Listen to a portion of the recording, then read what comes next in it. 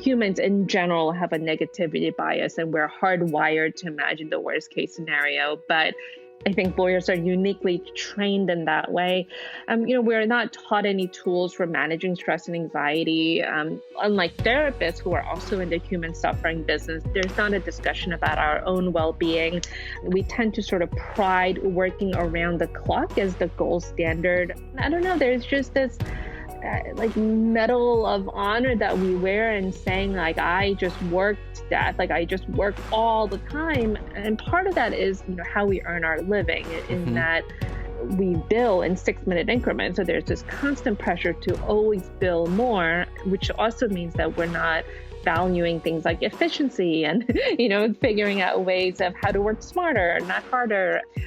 Maybe those are just some of the reasons for why lawyers are so anxious. That was Jeena Cho speaking on the dynamics of practice and the dynamics of training for lawyers that make us uniquely susceptible to anxiety and how we don't always come into the practice of law equipped to deal with it. I sat down recently with Jeena Cho to speak about her practice, her development of mindfulness, and the coaching that she provides to lawyers dealing with anxiety.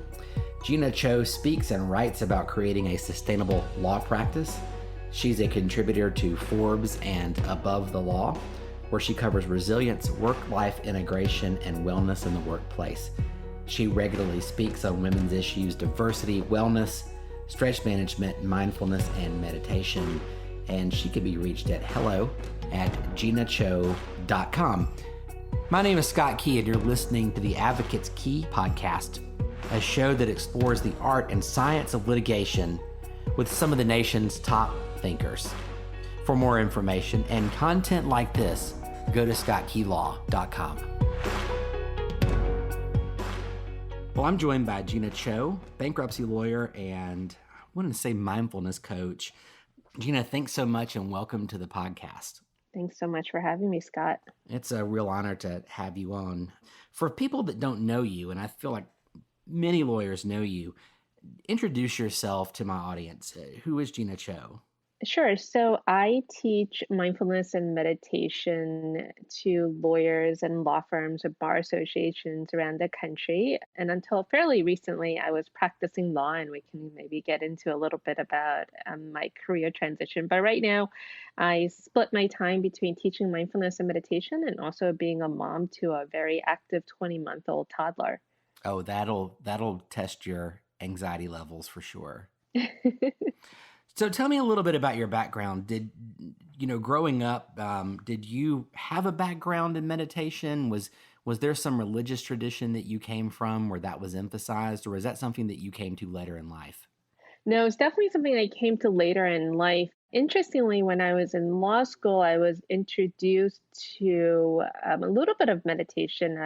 There was it's called a Himalayan Institute, and there was a branch in Buffalo, New York, which is where I went to school.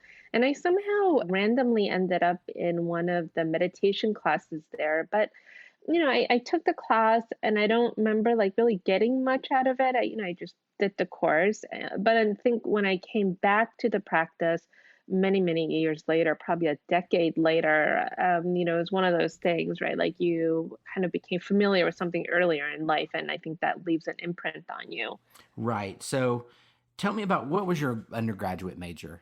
I was a psychology major. Did you think that you would go on at some point in time and be a counselor or a psychologist before you decided to go to law school? I think I always wanted to be a lawyer. I am an immigrant, and we came over from South Korea when I was like 10 years old. And, just growing up, I had this sense that people were treated very differently, depending on, your economic status, your socioeconomic status, and your race, and, different factors. And certainly with my own parents, primarily because they didn't understand the language, there was a huge language barrier, and also just the lack of understanding of how our justice system worked. I saw them get taken advantage of in different ways. So I had this feeling like if I can become a lawyer, I can correct a lot of the injustices of the world. And also, I watched a lot of Law and Order growing up. That was also how I learned to speak English. And so I remember thinking like, oh, that's what lawyers do, and in 1 hour they put bad guys behind bars, and they can really make a difference. So that was part of the reason why I became a lawyer. So you actually learned English watching Law and Order episodes. I did. Yeah. So you were definitely bound for law school with that experience. I think so for sure. Yeah. And so it sounds like from what motivated you to go to law school, one would think that you would have gone into criminal defense or to immigration. I did. Yeah. So I actually started my career as an assistant state attorney. So I, kind of exactly followed that roadmap of what I saw on television. And, I think very, very quickly I realized that my understanding of the justice system, even though I had gone through law school, I felt like, oh, there was such a huge gap between my understanding of the justice system and what it actually did versus what I thought it would do. And so, I very quickly realized that that was not the right job for me. Where was the divide between what you expected and what the reality was?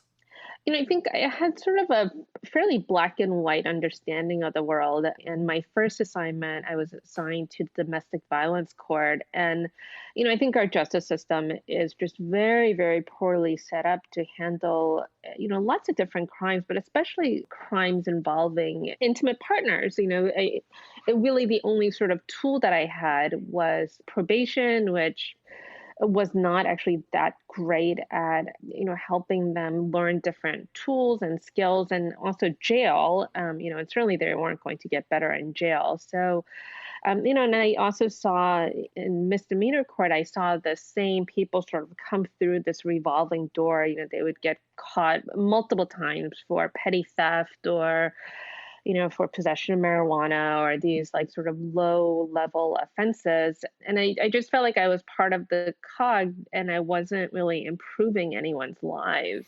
You were just kind of moving the file through the system and nobody was getting any better. And, I think it can be frustrating for both defense counsel and for prosecutors in domestic violence situations because there are some very complicated relationship dynamics in those kinds of cases that the criminal justice system isn't quite equipped to adequately deal with it. Yeah, exactly. And, I think just also coming into contact so intimately with human suffering, I was definitely not ready for that. That's one of the huge shortfalls of law school is you get these very concise analysis of, like when you read a tort class, for example, you learn these very concise understanding of, here are the facts and, this is the application of the law. Here's the law, the application of the law, and here's the conclusion. But, it's very different when you're sitting with someone, right, that went through some sort of a tragedy or some sort of a life crisis than like reading it in the analysis version in a brief. Well, the term fact pattern is odd. I mean, just that we start to see human suffering, or we see it through the lens of the term is a fact pattern. And Hmm. when you are representing an actual client who's suffering, or you're prosecuting someone and the victim has gone through certain things, it's not a fact pattern. I mean, they don't want to be thought of as characters in a fact pattern. Right. Yeah, exactly. So you left prosecution, and I know you ultimately ended up in bankruptcy law. But what did you go directly into bankruptcy from that, or was there something in between? Yeah, I took a little bit of a time off, sort of lost and kind of going through a career transition. I wasn't really sure what I wanted to do, but I started doing some volunteer work. I was living in San Francisco at the time, and there's a great organization called AIDS Legal Referral Panel where you can sign up to get pro bono cases. And it was also great because you went and did like an all-day training and they assigned you a more experienced attorney. And I just took a volunteer bankruptcy case, and he was an immigrant from Mexico, and he also like very much reminded me of my own parents, and that he didn't have an understanding of how our legal system worked. And he also had bipolar disorder. So the impact of that was he would go through these spending cycles and he racked up a lot of credit card debt. And he was just really afraid that he was going to be put in jail. But, I was able to file his bankruptcy case and got him through it. And he was just so grateful. And we hugged and we cried. And I was like, this is amazing. This is so different than putting people in jail for crimes. So I switched and ultimately started a bankruptcy law practice. And in the midst of the bankruptcy practice, I know this is before you came to be a consultant and mindfulness coach and you came to be an author. Did you ever run up against a point in time where there was anxiety that you were suffering, that you felt like you needed the tools to handle? How is it that you came into this area of practice, not really practice of law, but this area of practice? Yeah, and just kind of looping back to what I was saying is when you do bankruptcy, I think this is very applicable in so many areas of law, is I was just knee deep in human suffering all the time, right? Like, needless to say, no one ever comes to see a bankruptcy attorney with happy news. And I didn't have the tools to deal with the stress and the anxiety, and I felt like so much was riding on these cases and I wanted to deliver the right outcome for my clients. And I also, I think I was suffering from some level of like compassion fatigue or, secondary trauma, which, I didn't know about any of those things, but I started to suffer from a lot of anxiety. And then those like anxiety started manifesting itself in physical ways. So I would get like tension headaches. I just have this knot in my stomach all the time. I just felt tired. And then I started losing hair. And I went to a doctor and, he would just tell me like, there's nothing physically wrong with you. This is just all in your head. And then strangely, I started to engage in like avoidant type behaviors where I wouldn't want to talk to my clients on the phone or meet them in person because a lot of times they were Mm-hmm. very emotional. And so I would, try to like write them emails and like be like, okay, tell me your story in a way that doesn't involve emotion so I can put it into a fact pattern. But, eventually I couldn't sort of ignore my own mental health anymore. I was just really suffering. And it's sort of a long story, but I eventually ended up learning mindfulness and meditation as a tool to cope with just the overwhelming anxiety I was experiencing. What do you think I mean, we can talk about some of the problems. I mean, there are all sorts of mental health and substance abuse issues that lawyers deal with, I think, uniquely as a profession. I mean, there's nothing unique about that. I mean, I think society wide, these things are definitely problems, but it seems to be particularly magnified in the practice of law. What is it, do you think, that it is about the practice of law that causes us to suffer as much as we do? Yeah, I think there are a lot of different factors. One is just the adversarial system, right? I was talking to a friend of mine who's a physician, and he was like, yeah, like my job is stressful too, but everyone in the room is trying to help me save a patient. Whereas, in our situation, right, we're trying to do what we can for our clients, but there's this adversary and, there's this conflict. Also, I think we're not taught very well how to manage conflict. There's a lot of incivility in our profession. And I think a lot of times we make these litigation cases so much more litigious than it has to be. There are all of these kind of like dirty tricks that people try to play on each other and just not extending common courtesies. I remember like I was getting married and my opposing counsel dug in his heel and he's like, I'm not going to stipulate to an extension. And I was like, okay, well, I guess we'll go and talk to the judge and see what he thinks about this. But just like those Mm-hmm. type of things. Also, I think because of our own training, lawyers are taught to imagine the worst case scenario. We in Right. some ways are taught that, right? So we kind of engage in it. We see the lens through this lens of catastrophizing everything. And I think we do this both professionally and personally. I think it's really hard to and let's just taking a step back. Humans in general have a negativity bias, and we're hardwired to imagine the worst case scenario. But I think lawyers are uniquely trained in that way. We're not taught any tools for managing stress and anxiety. Unlike therapists who are also in the human suffering business, there's not a discussion about our own well being. We tend to sort of pride working around the clock as the gold standard. Hmm. If you ever tell your boss, hey, I need to take a mental, health day, I'd like to think that law firms are becoming more progressive, but I think that's still sort of frowned upon. I don't know. There's just this like medal of honor that we wear and saying like I just work to death, like I just work all the time. And part of that is, how we earn our living in Hmm. that we bill in 6-minute increments. So there's this constant pressure to always bill more, which also means that we're not valuing things like efficiency and figuring out ways of how to work smarter, not harder. Maybe those, I think, just some of the reasons for why lawyers are so anxious. Well, I think it's two things that are uniquely stressors for me. It's sometimes it's the clients more than it is my opposing counsel or the judge. Sometimes I feel like that's the case. Mm, Sometimes you want to extend that accommodation to your opponent, and your client would love nothing more than for you to not do that kind of thing. And mhm. I think the other thing that can be difficult I find is, and maybe this is just knowledge work in general, not just the law, but in a given day, if you don't have an actual court date or you don't have meetings scheduled, but you have a bunch of cases to work on, sometimes it's hard to even wrap your arms around what the job even is, like what you should. Mm, I'll find myself in the middle of working on something and thinking, is this the right thing I should be? Should I be working on something else other than this thing I'm working on? So mhm, it mhm. seems a little, it can be nebulous, a little nebulous at times.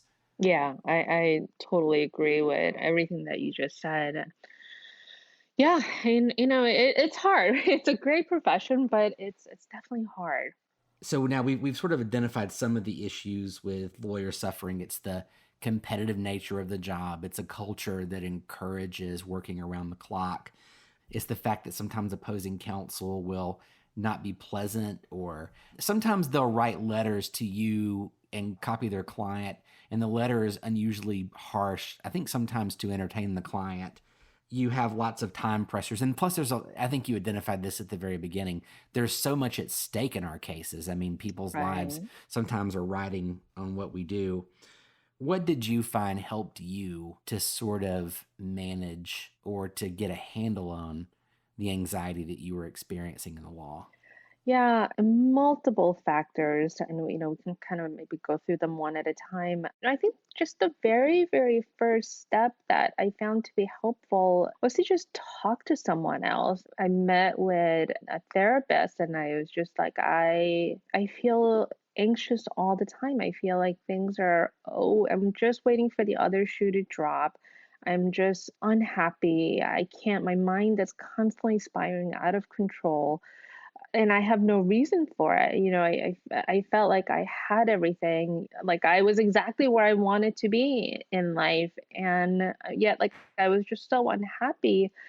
And that just sort of created this doorway in which, I mean, it sounds kind of, I don't know, like so basic to say, but until you can sort of acknowledge what the issue is, right, you can't really figure out how to solve it.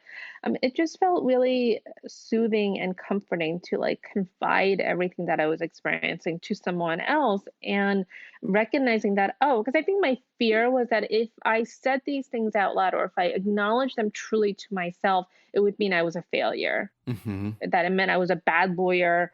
What does this mean in terms of, I had sort of built this whole life around my career. What does that actually mean? And then I also had fears about, what would my clients think if they figured out that I was suffering from an anxiety disorder? What would my opposing counsel think? Would they try to use this against me? What would the judge think? On and on and on. And I think maybe the other thing, we can kind of loop back to the question you asked before is that lawyers are perfectionists, right? And I Hmm. felt like if this would be a proof that I was imperfect.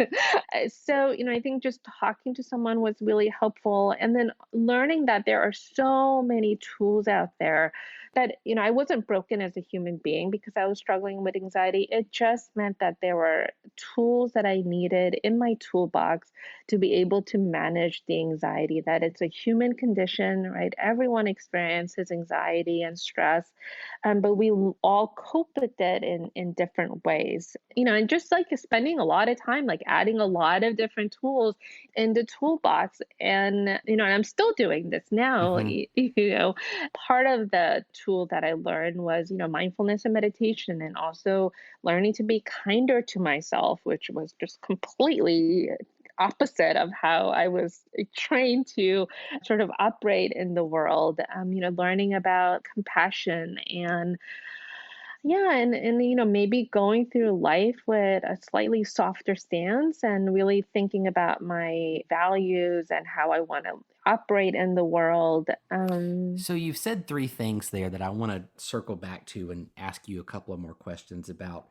You talked about mindfulness, and then you talked about meditation, and then you talked about compassion toward yourself. I'd like to maybe spend a few minutes talking about what those things are. First of all, I think mindfulness has become such a loaded term Yeah. that sometimes I think maybe even the word itself can almost be alienating to people.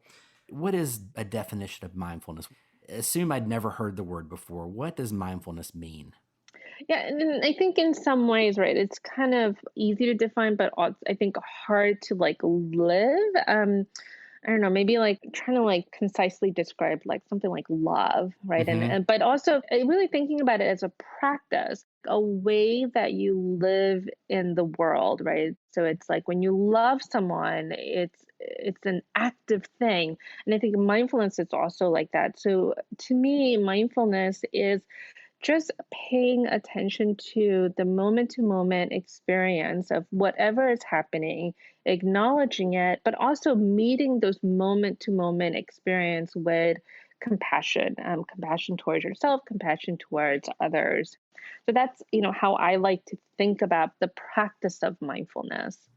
And so mindfulness is not just a thing that you practice while doing a particular activity like meditation, which we'll talk about meditation in a second, but mindfulness, it sounds like to me, is what you're saying is just kind of being where you are and noticing what's going on around you, and maybe also monitoring the internal narrative, the story that you're telling yourself Mm. about what's happening right now. Yeah, exactly. Yeah. So sometimes it's described as like seeing things clearly. So, we all sort of go through life with these lenses. So, I can have the exact same experience one day, but I might be a little bit tired and cranky and maybe sleep deprived.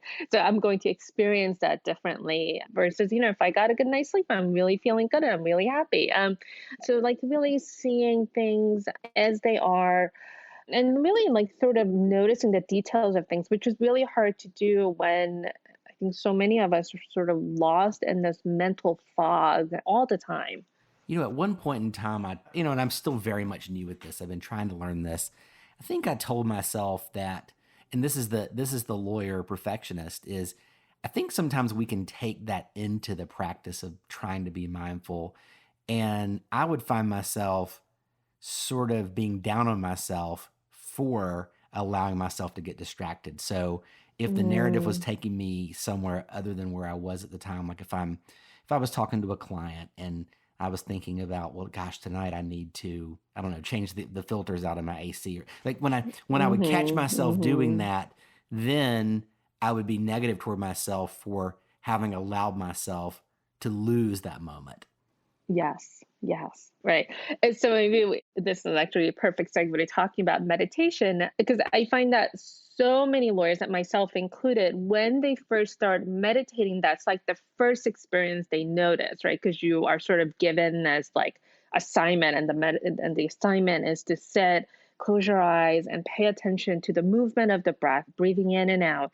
And very, very quickly, your mind does what the mind does, which is to start thinking about the air filter and do I have milk and what am I going to eat for dinner? And gosh, I forgot to take my vitamins this morning and I need to order this thing from Costco. My freshman year in college, this guy cut me off in the salad bar line, and man, that guy was a jerk. And then Right. so, and I'm talking, and having done this for a little bit, it's still within seconds. This happens to me, and it Oh, doesn't. yes. I haven't found that it's gone away, and maybe it never does. Right. But I think the trick I finally learned was, I think maybe the noticing that you've done that and seeing it and then coming back is kind of where it all is anyway. Yes, and letting go of that self-judgment that naturally arises that, "Oh, I'm not doing this right. I'm failing at this. I'm terrible at this. I was supposed to be watching my breath, and I'm thinking about, that judge who, ruled against my client, and the judge just, didn't get it right," and on and on and on. Yeah, that's the practice of meditation is the formal and act practice of mindfulness, right? It's actually, carving out time to say, I'm going to take this little bit of time and watch my mind and train my brain to be more mindful. hmm So mindfulness, if I'm getting this right, mindfulness is something that's potentially 24/7. It's potentially, Hmm. you should strive to be mindful at all times, but meditation is the formal practice of training yourself to be more mindful through a particular practice or set of practices. Exactly. Yeah. So what would meditation be? What are some things that could be meditation? Yeah, so there's lots of different types of meditation. I think most people sort of think about, sitting cross-legged with your eyes closed. I'll also say, like, you can meditate in any form, right? So you can sit in a chair, you can sit on the floor, you can also practice lying down, you can do a walking meditation, and you definitely don't have to sit cross-legged. Lawyers sometimes will be like, I could never meditate because I have really tight hips and I can never sit that way. You don't have to sit cross-legged. Yeah, so, just finding a comfortable seated position. And then, sort of a really classical way of practicing meditation is to just observe your breath. And what would, I mean, literally, what would that potentially consist of? Yeah, so you know what? We can do like maybe a 1 minute practice for the listeners that want to try it. So Okay. obviously, as a like a disclaimer, don't do this if you're driving. But wherever you may be, if you're sitting, that's great. If you're lying down, that's great. If you're, I don't know, in the bathtub, that's also great. Wherever you might be, it's helpful though to just allow the eyes to close, and if that feels really uncomfortable to you, kind of narrowing your gaze and so finding a spot maybe 3 or 4 feet in front of you and gazing softly at that spot and just noticing what that experience is like. So just paying attention to whatever it is that may be present. So you might be noticing your environment, different sounds around you, or notice different thoughts. And just very gently begin to notice that the body's breathing. And of course, the body's always breathing, so you don't need to change how you're breathing in any way. But just noticing the physical movement of the breath in the body, breathing in and out. And it's very natural for the mind to wander, to engage in thinking or worrying or making the to do list or daydreaming. And when you notice this, just very gently return back to the breath, breathing in and breathing out. And let's close the practice by wiggling the fingers and toes. If it feels good, you can stretch. And whenever you feel ready, allowing the eyes to open. And that's it. That's a very simple meditation practice that you can do. Well, thanks. I really appreciate you doing that. And for those that maybe have never done this before, and just so you know, I practice in the South. My practice is in the Atlanta area, and so I think if I mention meditation to some people, particularly if they come from a particular religious tradition, it evokes some anxiety that there's some quote unquote Eastern religion to this. But really, this is not there's, I mean, it can be religious in nature, but could you say a little bit more about the relationship between meditation and mindfulness and the notion of religion? Yeah, and I'll just preface this by saying I am not an expert in that particular area. I think I come from the mindfulness and meditation more from like a science perspective, Hmm. and really, understanding the neuroscience and the physiological reaction that takes place when you're practicing meditation. But I think, in every religion, there is this understanding and emphasis on presence, right? So, you're present to, right, what is actually happening in the moment. You're present to human suffering. You're present to your own experience of the world. And also, there's of course different types of prayers, which I think has a lot of similarities and overlap to meditation, as well. And I've certainly known people that practice their mindfulness and meditation. I mean, maybe that's not exactly the right word, but there's centering prayer, and there's lots of different types of essence, like really dropping into yourself and either connecting with your own nature or the nature of God, just connecting with something that is sort of deeper than the mental chatter that's constantly Hmm. going on in the Hmm. brain.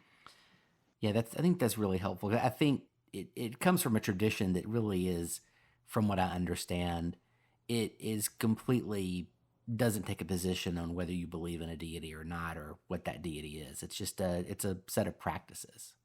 Yeah, I think we can certainly practice it in that way, but I mean, certainly also, and also not taking away from Buddhism. Right. And I mean, certainly even like predating Buddhism, if you kind of went back, there was always, I think humans from the beginning had this sort of curiosity about, understanding the world around them, Hmm. understanding themselves.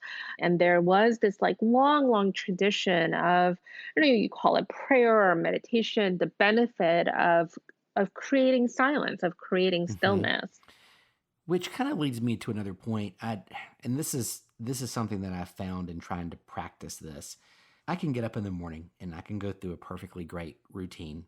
I could meditate, journal, do a yoga practice, do whatever.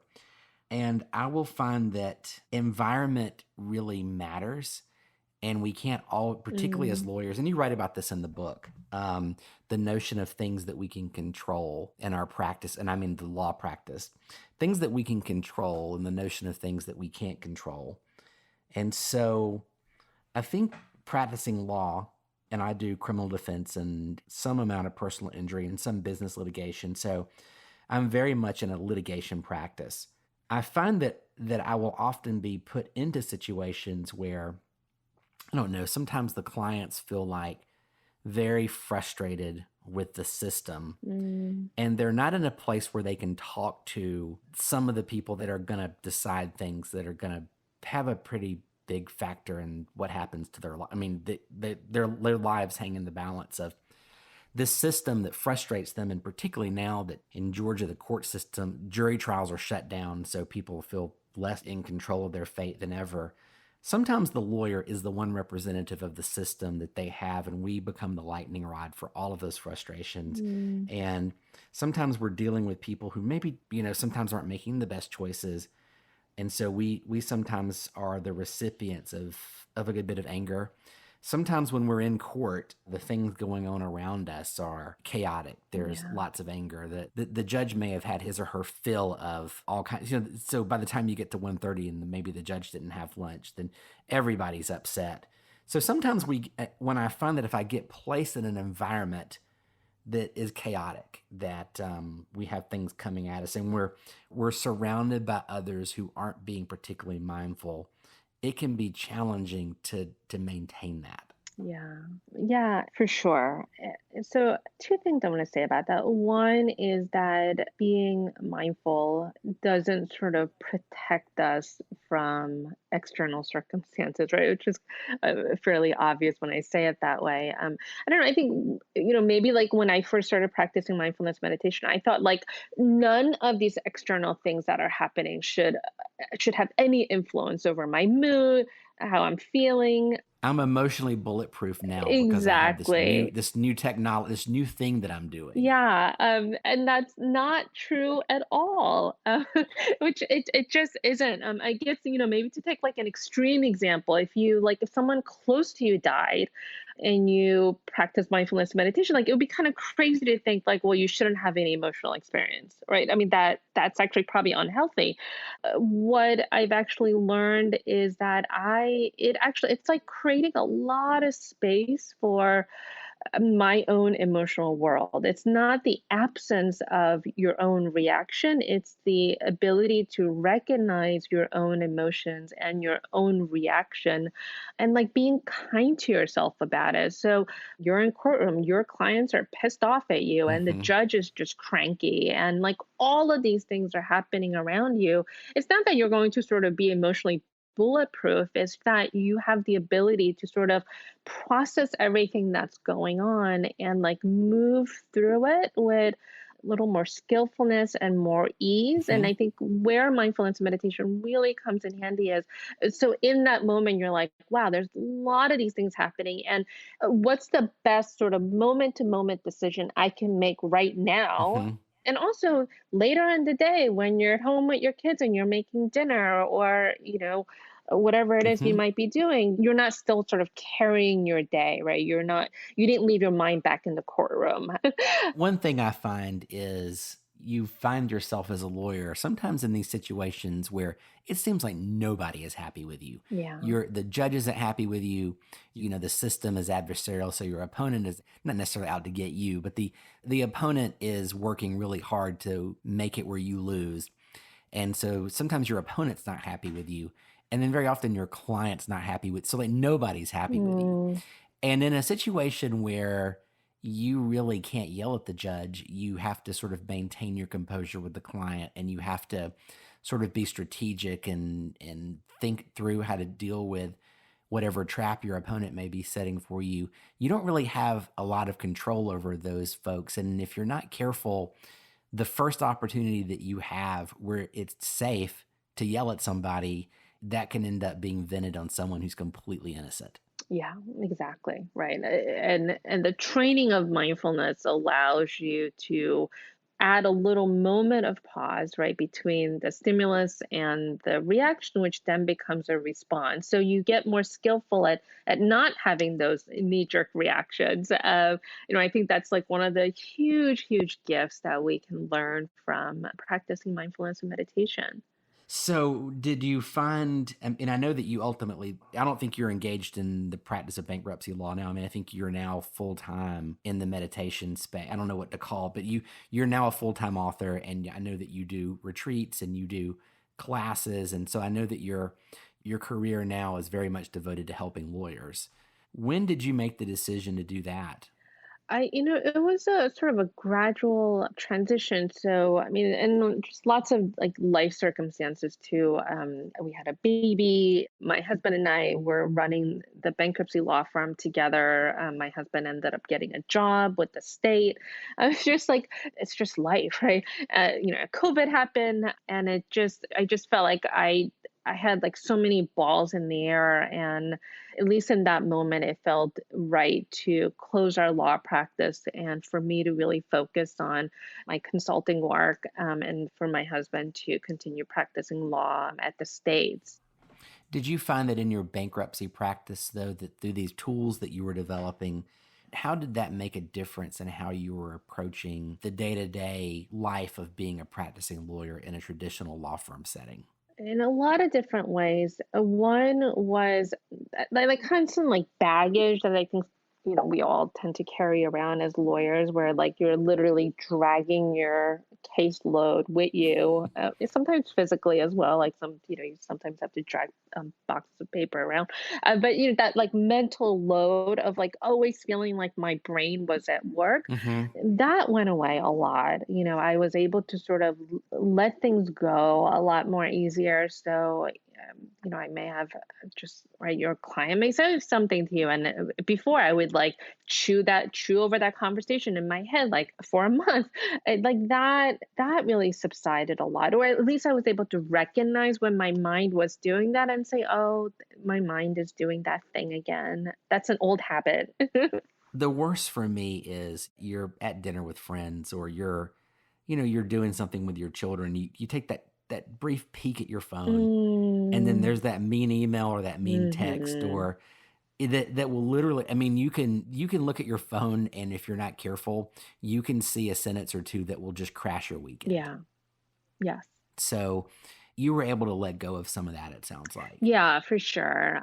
And also, maybe going back to that presence thing, I found that it's so strange because I felt like my clients, and I don't know, maybe I think this is sometimes true in like criminal defense and lots of different practice areas too. I felt like my clients really appreciated the fact that I was there. They knew I was their advocate and that I was able to meet them where they were at. Sometimes they would be really upset and I stopped taking it personally. It's like, yeah, it's like, yes, this sucks. Yes, it's unfair and I'm here for you. I think I was able to sort of allow their emotional world, their emotional outburst, their frustration to sort of like move through me rather than like holding it. Before I felt like it would just kind of get all trapped and I would sort of like get Hmm. upset at the fact that my clients were upset. And it's like, Or you'd feel defensive. Sometimes I have a tendency to feel like this is an attack on me as a lawyer, and mm, it really has nothing to do with me, really. yeah, yeah. I mean, like the legal system is just so limited in what it can do, the relief it can provide. And sometimes like the only thing I can do is just be like, yeah, it really sucks. Like it really sucks that, you had this whole string of life events happen. Your husband dies and you lose your job and your house goes into foreclosure and on and on and on and you're in bankruptcy. Like all of that is terrible.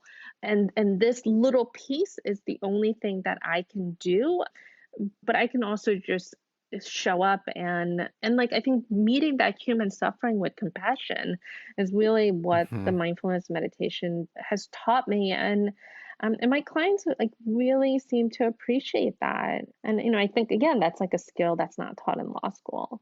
Well, we have a tendency to, if we're not careful, I mean, it's particularly starting out because we're trained in law school to sort of filter out things that are quote unquote important and things that are quote unquote not important. And so a lot of times clients want to tell us things that we have a tendency because of our training in law school to just dismiss as being Mm, unimportant mm-hmm. because it really is unimportant to how the judge may decide the case. It's Yeah. unimportant in terms of the ability to take that thing that they're upset about and translate that into emotion or to an argument. And so there's a tendency to dismiss that and think, well, that's not important. If you're not careful, you just sort of will cut the client off. And I think that's something that I've done in my practice that I've needed to sort of notice because there's something that's important to the client that they just need to say. And it could Mm-hmm. be they're telling you this is how they're suffering. Yeah. Yeah. Yeah, in bankruptcy, a lot of times the client like needs to tell me their story, and really the underlying message is that I'm not a bad person, right? Hmm. I would imagine that also in criminal defense, that's also true, and it's right. And of course, like none of us are some of who we isn't the worst thing that we've ever done in life anyway. So like, yeah, like and but they need to tell you their story. And I think my ability to just have a lot more spaciousness around just being able to like sit and listen to a client really changed. And also like weirdly also drawing boundaries. So I feel like this is sort of like the weird like sort of the bookends is one. I felt like I was more present to my clients, but also I was much better able to be like, I do not respond to emails on Saturdays and Sundays. Hmm. Because right, it's that understanding. It's like I have to secure my own oxygen mask first, Hmm. so that I can show up and be the best attorney that I can for you. Say more about that concept of drawing boundaries because it seems counterintuitive to the topic at hand that we're discussing overall that part of this practice is setting boundaries with the client. So say a little bit more about that. All of us, need downtime, right? I mean, for lots of different reasons, and also just emotional and psychological boundaries. And it's kind of tricky to even understand what that looks like. So it's sort of an ongoing dialogue that you have with yourself. But I used to believe that I had to be on and available to my clients 24/7. So Hmm. that meant, if my client emails me at 11 p.m. and I just happened to wake up at 1 to use the bathroom and I happened to, of course, peek at my phone, I had to respond to that client at 1 a.m. immediately. Hmm. And- I'm guilty of that too. yeah. And I realized that when I operate in that way, that leaves me depleted. And if I'm practicing with that sense of depletedness, I can't be the best attorney possible, right? Or a good mom or wife or any of those things. So I learned that there are certain things that I have to do to just maintain my own well being. And this isn't like a checklist of 26 things that I have to do every single day. It's Right. just more of like a conversation and like a check in that I have with myself, which is where meditation comes in so helpful because you can see like, oh, I haven't like I'm a little bit sleep deprived, or I need to go see the doctor, I need to go see the dentist, or I need to go for a walk, or I need like a Hmm. mental health day. And so that I'm like learning how to take really good care of myself. And the strange thing is when I first started doing that at my like therapist's insistence, I was convinced that everyone was going to be angry with me. Like, Hmm. oh, like, oh, honey, Right. like, can you watch the baby for an hour so I can go to a yoga class? And I would be like, I don't know, maybe he'll be upset. And he was like, yeah, sure, that sounds great. you know, I, Hmm. and I think that sort of fluency or that practice of doing, and then it's interesting because I've also had other people say like, oh, yeah, that sounds great, and it also like frees other people to do the same. Like the modeling that type of behavior has this Hmm. interesting ripple effect. But also, the part of that is drawing actual boundaries in terms of like, what does my relationship with you look like? And what are some of the boundaries that I'm not willing to allow you to cross? Hmm. And for me, like a huge part of that was how much access I was going to give to my clients. Hmm. And again, I felt like, oh, they're going to be upset with me. And I think this is much easier to do with new clients. So, like, I actually changed our letter of engagement, and it was very explicit about like what the expected turnaround time is for when you email me during this time. You can expect a return response from me within this time frame. Oh, so you actually put in your engagement Oh letter yeah. things like how the communication would go. Yep. Oh, that's very smart. I have never thought about doing that before. Yeah, and it's sort of like setting the rules of engagement, right, for how our relationship is going to go. And also just like opposing counsel, like how I interact with my opposing counsel also shift. And I think this is a little bit more challenging. And I think I just at some point decided that I was not going to sort of stoop down to Hmm. engaging in incivility. Like I just like that whole like tit for tat and Hmm. I mean, there's just so many of those things in our legal practice that I just was not going to engage in that type of behavior. That I was not going to send nasty emails. That if there's like one of those conversations that I have to have, that I was going to do it over the phone. And Hmm. interestingly, in bankruptcy, like I work with the same opposing counsel a lot. Hmm. And there were a couple of like really, really difficult relationships where like I would like literally think about this person all the time because I was so angry at, at, Right. at her. Right. Right. And I just decided like I am going to really just sort of work on letting that hostility go, and I Hmm. won't say like we're besties, but like we Right. started to engage with each other in a more civil way. And maybe that's just easier because, we have to sort of work with each other all the time versus like a one time, right, interaction. Right. So you would just, if you got a nasty email, we talked about avoidant behavior before, and sometimes email feels like the more avoidant path. It feels like, we can say things on a keyboard that we would probably never say on the phone to another person, or Yeah. certainly never say in person to the other person. So, because it's so tempting to go ahead and respond, and it feels so good at the moment. Was this the mindfulness that was letting you kind of put some distance between that? How are you? That's easier said than done. Yeah, for sure. And and it was not like I started practicing mindfulness and all of these, things just happened immediately. The clouds parted and the sun came down and everything was great from then Yeah, on. no, yeah. I think just creating space, right? So you get an email, you read the email, you can feel the heat rise in your face, your stomach tightens, your heart's beating really fast, and you identify and go, oh, there's anger. Um, There it is. there it is, there it is. And sometimes I would just sit there and write my angry response And not send and it. not send it. Yeah. So I got really good at writing like very, very, very long angry emails and not sending it. Mhm. And the really interesting thing that happens is when someone sends you an angry email and you send an angry email back immediately, that person will then immediately turn around and send you another angry email, right? And you get Mhm. into this battle of where you're trying to win, the World War III over an email. Um, And at no point is either of you going to say, "Oh my gosh, you know what?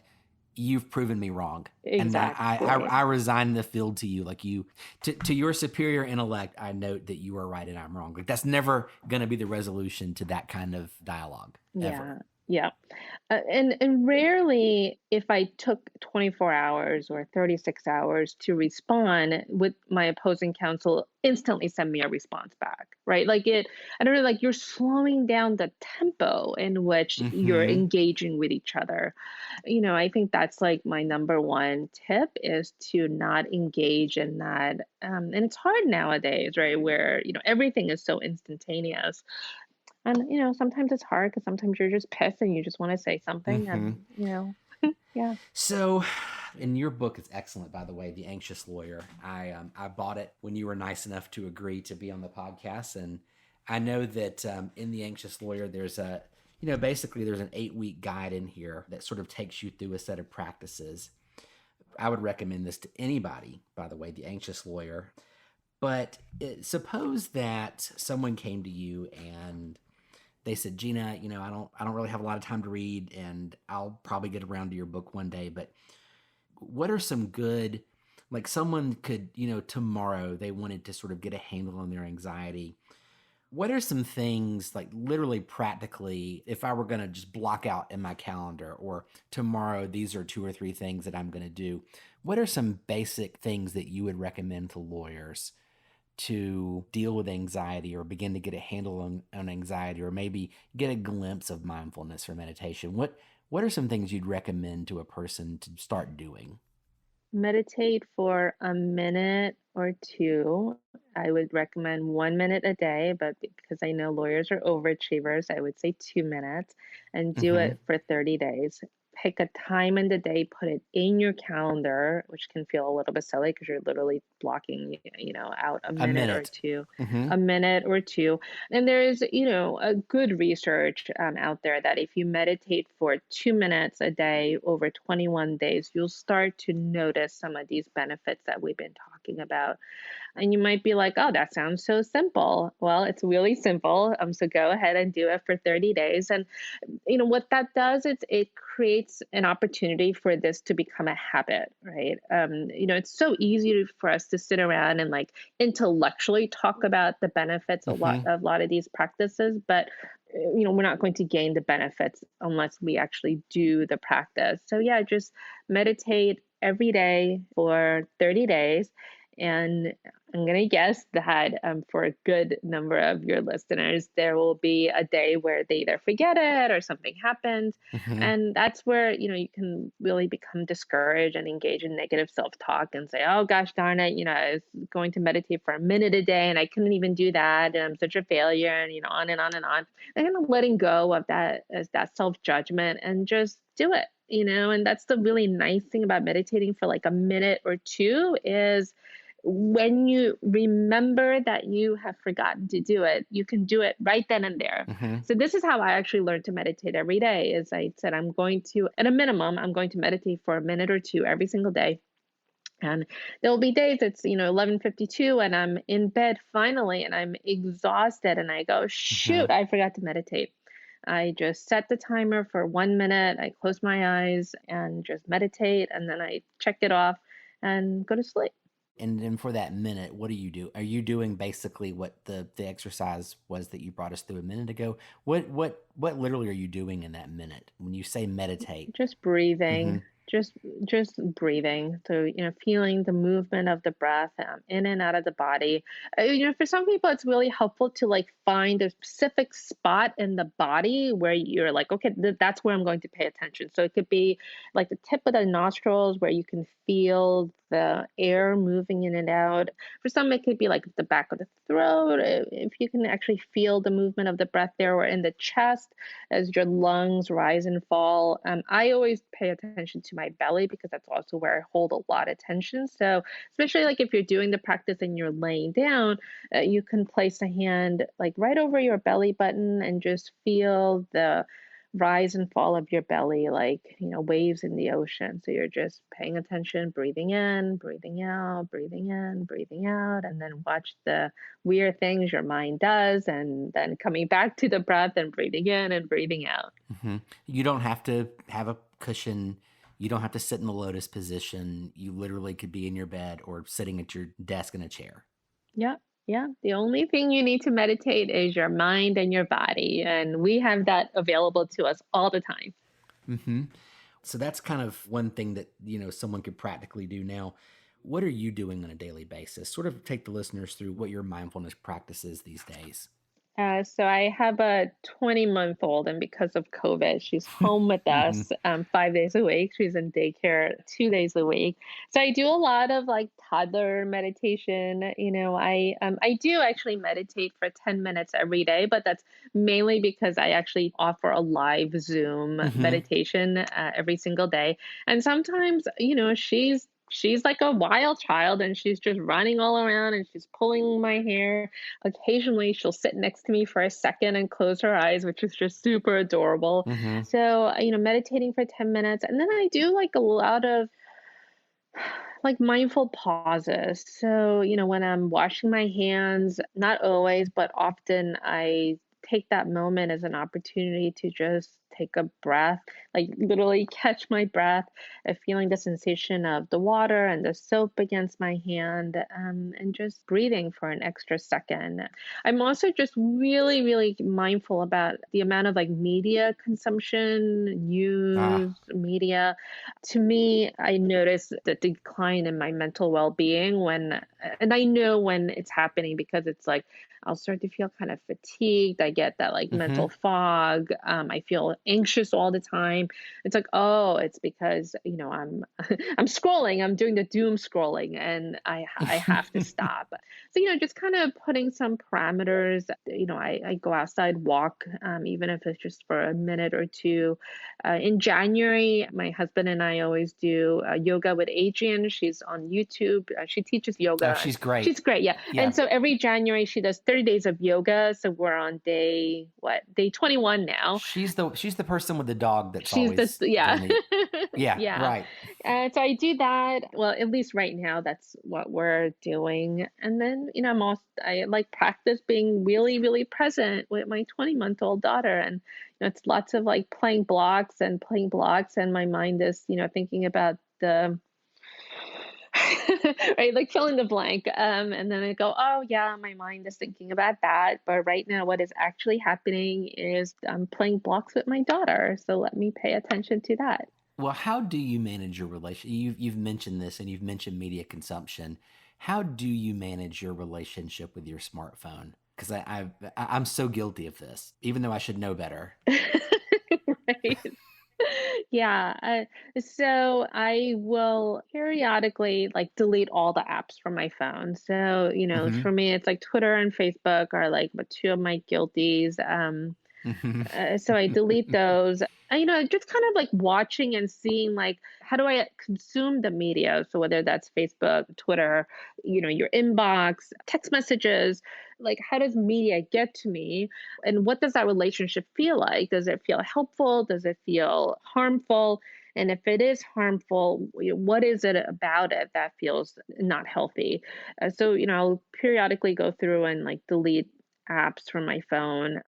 I don't do it as much now, but not having the iPhone on the nightstand, I have it on my nightstand, and this is like one of the things about living in 2021 is that I Hmm. have a baby monitor, and the baby monitor is, of course, on my phone, so I have to have my phone. And it's app based, so you have to have it there for that. Yeah, so I don't know. But before we had Simone, my husband and I made the agreement that we would leave our phones on the kitchen counter when we went to bed at night. And that so radically helped just, how much sleep we were getting. We would actually talk to each other or read books or, do other Hmm. things rather than doom scroll. How do you keep up with email? What's your practice for dealing with email and texts and things like that? I definitely check my email like a lot of people. I try various things over the years, like only checking my email a certain time of the day. What I started to do is actually like kind of read my email throughout the day, but actually carving out time, like a couple of hours. And I basically do it every other day because like none of my emails are like urgent. So this Hmm. probably won't Hmm. work for everyone. Where I'm like sitting down and I'm replying to all the emails. So often, like if you email me, it'll take me a day or two to get a response back. But I found that's helpful because then, I'm sort of, like I read the email, so it's not like anything urgent. I'm not like anxious about it. And also, it kind of gives me a little bit of time to like formulate a response. So you'll consume email the way I guess I probably do when I feel like I'm not handling it well. But you carve out time, not necessarily to check email, but you carve out time that's your response time. Yeah, yeah. So the benefit of mindfulness and meditation practice is that you start to become aware of your habitual patterns and tendencies. Hmm. So I noticed like, oh, I'm checking my email again, but wait, I literally checked my email, what, two and a 30 half seconds minutes ago. ago? Yeah. Right, And then right. I make different choices. Like, why am I checking my email again? And I think there's just like this kind of lingering anxiety, right? Or maybe it's like that trigger of the dopamine in your brain when it's like, oh, I got Hmm. another email. And it might just be like, okay, like what else can I do now? What else can I do now to help alleviate that anxiety or to get, I don't know, the dopamine hit or, like what is it that I'm missing in this moment? Well, those apps are designed by people who are very smart at getting and maintaining. I've just recently watched The Social Dilemma on Netflix, and so those apps are designed to maximize your eye on that screen. And Oh, yeah. you're not gonna beat them at this. We're hardwired to do some things that software is designed to exploit. And Hmm. short of putting the phone away sometimes, I've decided that it's going to beat me every time I try to defeat it if it's in front of me. Yeah. Yeah, and also like you of course know yourself best. I think the best that we can do is to start to notice, right, and go, oh, Hmm. this is my pattern, and then asking yourself like, how do I feel about this pattern? So it may be fine that you're checking your email like every 30 seconds. I think for most of us it's not, and then start to like shift your pattern a little bit, right? It's a gradual, Hmm. like you didn't become instantly addicted to email. Like I remember there was like many Right. years where like I would check my email like once a week. um Because you had to be at a computer lab or you had to be at your right, desktop. yeah. It wasn't even a thing. Right. Yeah. Until like these little like dopamine releasing devices came along that we hold in our hand all day long. Also, I until COVID, of course, I love going on retreats, whether that's Hmm. a day long or weekend. I've done a month long retreat, and it is shocking how your brain just feels different after like just completely like shutting down all the external noise. So, if you have the ability to like completely disconnect from digital technology, even if it's maybe like powering down your phone Friday night or locking it, throwing it in a drawer on Friday night and, maybe reclaiming it Saturday morning, see if there are little pockets, right, where you can like really disconnect, like digital detox. Hmm. So, and this leads me sort of to one more question, which is, everyone would assume, and I bet we would probably assume incorrectly that Gina Cho has this all figured out and is completely mindful 24/7 and has tackled all of this. And I bet that's probably not true. Where are your pressure or pain points in this? Where do you find that things kind of, even as advanced as your knowledge is, and even though you do this now professionally, where are the spots where you think things may sometimes tend to go off the rails for you with all of this? Oh my gosh. Yeah, I mean, there's, for anyone that's listening, and I think, every meditation teacher that I've talked to has said the same thing. All of those buttons inside of you, they're there. Like they're always there. You get more skillful at maybe sometimes not pushing them as often, or maybe having a more subdued or maybe a different reaction when those buttons get pushed. For me, I think, yes, maybe immediately my sort of day-to-day trigger points. I mean, aside from like the news and just like the craziness that's happening right now, but also just like learning to be a mom to a 20-month-old who is not very logical, who is, like doesn't Hmm. reason, and will, eat yogurt one day and the next day she wants to throw it on the floor. And just kind of like watching my own reaction and just how angry I can get at a little 20-month-old and go, oh, Hmm. there's that reaction, or just feeling super frustrated because she won't eat any greens, or, that it's like, I think all the human condition. Also, I think just the grief. I've, like everyone, just grieving the losses of Hmm. people, losing grieving the losses of, our day-to-day activity, just all the things that, we so took for granted. So, I mean, all of those things I think compounded leads to just a lot of grief and sadness, but also delight and joy. It sounds like there's plenty of places where we can find ourselves caught up in emotion, but it sounds, from what I'm hearing you say, that it sounds like there are places where you finally notice it, and when you do, it sounds like the move that you have is that you don't judge the emotion. You just say there's that, like there's the anger, or there's the sadness, and you just kind of see it. Yeah, not always for sure, but yeah, I mean certainly more. And yeah, I mean, there's outrage. There's outrage on on injustice, or in just, Hmm. or things not being how it should be. There's definitely like that little Hmm. 6-year-old girl, and the side of me that comes out. It's like, no, that's not fair. It's like, oh yeah, that's Hmm. what that feels like, and that's what outrage feels like. This is what it feels like to watch the suffering of others.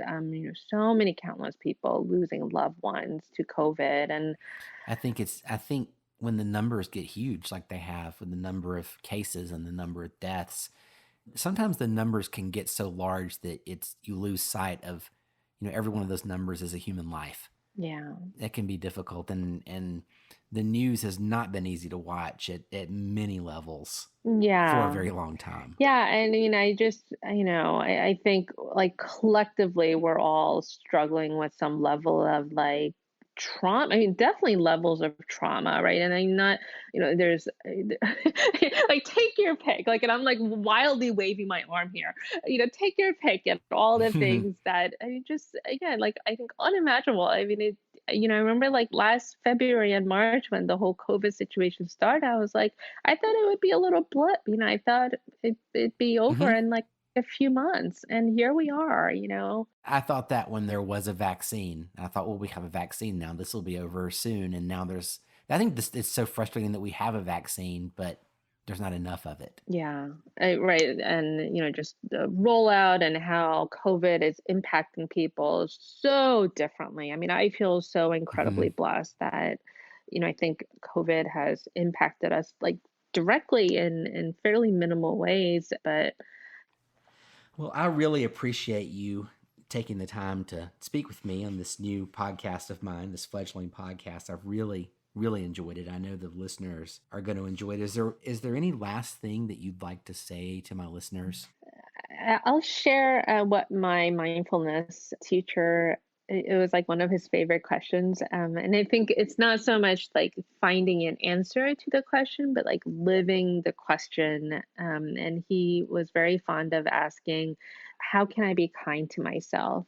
And so that's pretty profound, checking in with yourself, asking yourself, like, how can I be kind to myself? And maybe a different way of Hmm. framing that is like, how can I be kind? Sometimes it's like really hard to be kind to yourself. It's sometimes easier to be kinder to others.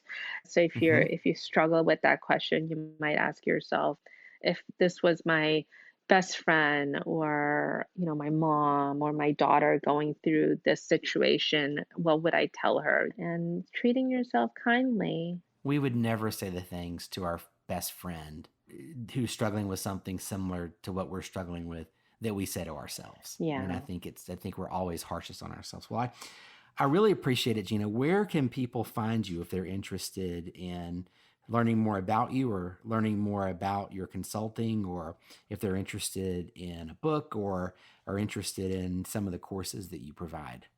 Sure, they can go to my website, which is jeenacho.com. They can buy the book on Amazon, or I guess Amazon's like the only place we buy books now, but I think they do carry it at like Barnes and Noble. But it's the Anxious Lawyer. Well, thank you so much for joining me, and I really appreciate it. Thank you so much. Thanks for listening to The Advocate's Key. For more information and content like this, including a transcript of this episode, be sure to visit scottkeylaw.com, and please rate, review, and subscribe to this show wherever you get your audio content.